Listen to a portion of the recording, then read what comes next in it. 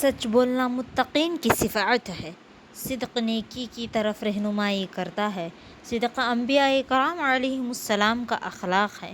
تمام انبیاء کرام علیہم السلام ہمیشہ سچ بولتے تھے اور صدق ان کے اخلاق فاضلہ کا لازمی حصہ تھا۔ اللہ تعالیٰ نے مختلف انبیاء علیہم السلام کی یہ صفت یوں ذکر فرمائی۔ یوسف علیہ السلام انا راودتہ عن نفسہ وانہ لمن الصادقین۔ ابراہیم علیہ السلام انہو کان صدیقا نبیا۔ اسی طرح ادریس علیہ السلام کے بارے میں بھی فرمایا انہو کان صدیقا نبیا۔ اسحاق اور یعقوب علیہ السلام وجعلنا لهم لسان صدق علیا۔ اسماعیل علیہ السلام انہو کان صادق الوعد۔ اور جہاں تک امام الانبیاء حضرت محمد صلی اللہ علیہ وسلم کا تعلق ہے تو آپ نبوت ملنے سے پہلے ہی صادق الامین کے القاب سے مشہور تھے، اور اپنوں کے علاوہ غیروں نے بھی آپ کے بارے میں یہ گواہی دی کہ ہم نے آپ کو ہمیشہ سچ بولتے ہوئے ہی پایا ہے۔ معزز سامعین و سامعات، صدق عمومی گفتگو میں سچ ہی بولنا چاہیے، قسم بھی سچی ہی اٹھانی چاہیے اور گواہی بھی سچی ہی دینی چاہیے، عقیدہ توحید بھی سچا ہونا چاہیے۔ معزز سامعات، تجارت و کاروباری میں بھی سچائی ہونی چاہیے۔ سچا مسلمان کون ہے؟ افسوس سے کہنا پڑتا ہے کہ آج بہت سارے مسلمان بس نام کے مسلمان رہ گئے ہیں۔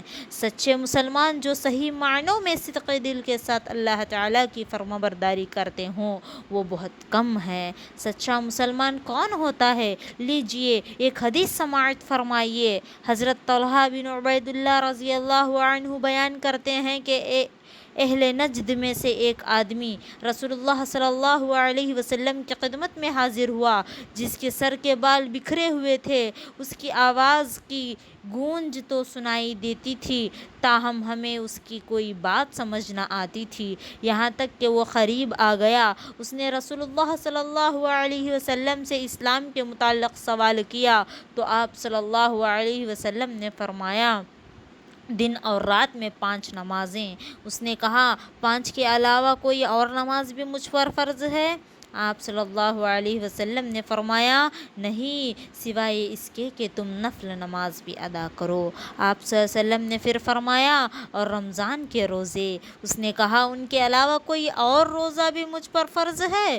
آپ صلی اللہ علیہ وسلم نے فرمایا نہیں، سوائے اس کے کہ تم کوئی نفل روزہ بھی رکھو۔ پھر آپ صلی اللہ علیہ وسلم نے اس کو زکوٰۃ کے بارے میں بھی بتایا۔ اس نے کہا کیا اس کے علاوہ بھی کسی چیز کو خرچ کرنا مجھ پر فرض ہے؟ آپ صلی اللہ علیہ وسلم نے فرمایا نہیں، سوائے اس کے کہ تم نفلی صدقہ بھی کرو۔ پھر وہ شخص پیٹھ پھیر کر جانے لگا اور کہہ رہا تھا اللہ کی قسم میں اس سے زیادہ یا اس سے کم کچھ نہیں کروں گا۔ تو آپ صلی اللہ علیہ وسلم نے فرمایا افلح ان صدقہ، اگر اس نے سچ کہا ہے تو یہ کامیاب ہو گیا۔ یا آپ صلی اللہ علیہ وسلم نے فرمایا دخل الجنت ان صدقہ، اگر اس نے سچ کہا ہے تو یہ جنت میں داخل ہوگا۔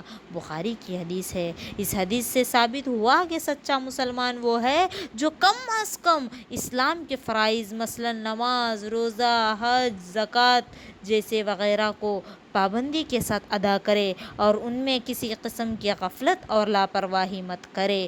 اس شخص نے یہ جو کہا تھا کہ وہ ان احکام میں کمی بیشی نہیں کرے گا اور ان پر ہمیشہ گامزن رہے گا تو رسول اللہ صلی اللہ علیہ وسلم نے اسے کامیابی اور جنت کی بشارت اس شرط پر دی کہ وہ واقعتاً ایسا کرتا رہے اور سچے دل سے اپنی اس بات کو عملی جامہ پہنائے تو یقیناً وہ کامیاب ہو کر جنت میں پہنچ جائے گا۔